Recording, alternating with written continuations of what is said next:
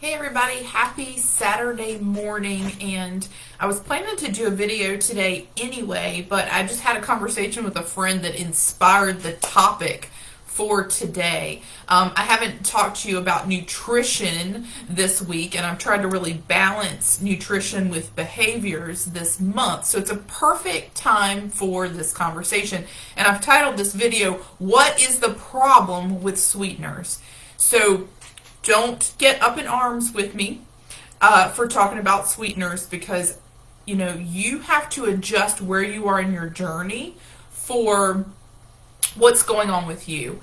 As I think back to the first year that I was changing my lifestyle and getting free of substances that cause my body harm, like sugar and wheat and seed oils, sweeteners really played a role in my progress. I think, had I not been able to include them in my diet, I would have really struggled, especially at the holidays, which are coming up. So I'm not condemning them, but I do want to drop some science on you today. And so from a behavior standpoint, one of the things that I learned about sweeteners in my life was they didn't meet my needs. So, sometimes we're craving something sweet. In fact, most people who struggle with any sort of eating issues, eating disorders, disordered behavior, we have this thing of you eat something salty or savory, and then afterwards you want something sweet. Or you may find yourself in a compulsion where after you finish a meal, you feel like you must have something sweet at the end, even if you're totally satisfied and totally full. So that is actually a form of compulsion, wanting something sweet at the end of a meal, even though you don't need more food. And so I remember I used to use those things. I would make something to sort of try to meet that need, but I also found that it didn't.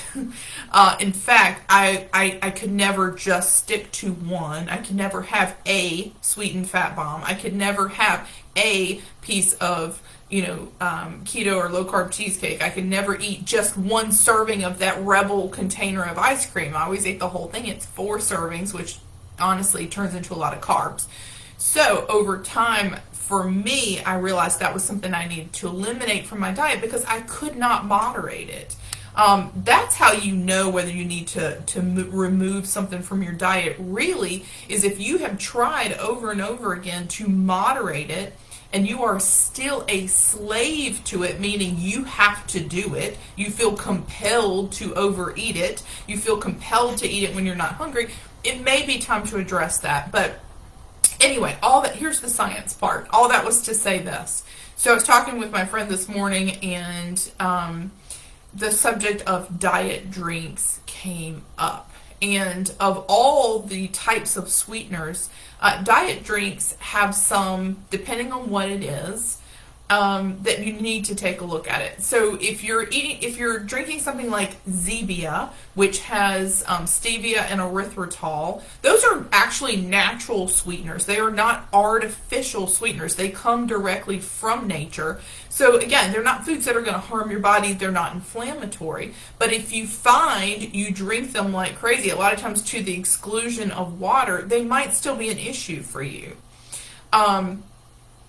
And again, I'm still going to get to the science part. However, if you're drinking something like Diet or Coke Zero, which I think is probably the most popular thing, here's the issue with that. If you look in the ingredients, you've got sucralose, which is 0 on the glycemic index, meaning it doesn't make your blood sugar go up, right?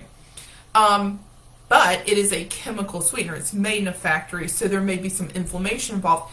But most of those also have an ingredient called acesulfame potassium, which we call ACE-K, is the abbreviation for that. It is literally just another form of sugar. So even though it's saying it has 0 sugar, it has a form of sugar. It's one of those sugars like maltodextrin. It is literally it's a type of sugar. It's not even a sugar substitute. So it is going to cause an issue with your blood glucose. You are going to get a rise in that. So a lot of times people pound diet drinks thinking that they're doing a better thing for themselves, but they're really causing their blood sugar to be stimulated. So let's just go back to sweeteners in general. So looking at a drink like Zevia, which doesn't have artificial sweeteners, it wouldn't seemingly cause your blood glucose to go up. And a lot of people say, well, I've tested my blood and it doesn't make it go up, therefore I'm good. I'm about to burst your bubble just a little bit. What I want to teach you today is about something called cephalic insulin response. And that sounds like a whole, great big words, but here's the deal.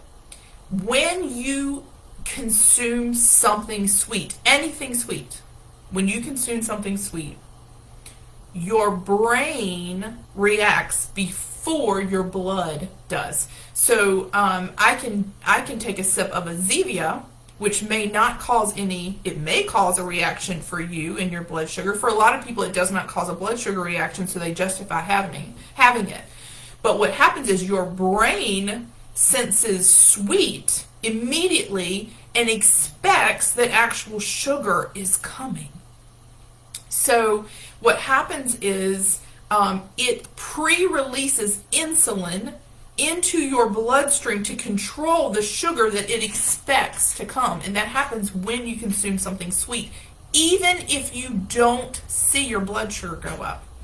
So what happens then is, because your body then has this dose of insulin, your hunger goes up, and you temporarily, for a short period of time, go into fat storage mode, because insulin is the hormone that tells your body to store fat. So if you are drinking things that are sweet, especially drinking things that are sweet or have a sweet taste, or eating things that have a sweet taste, and you say, gosh, I'm still really struggling with cravings even though I'm meeting all my nutritional needs, it probably could be because of cephalic insulin response. And remember, insulin is the hormone. Our body produces it in order to deal with sugar in your blood.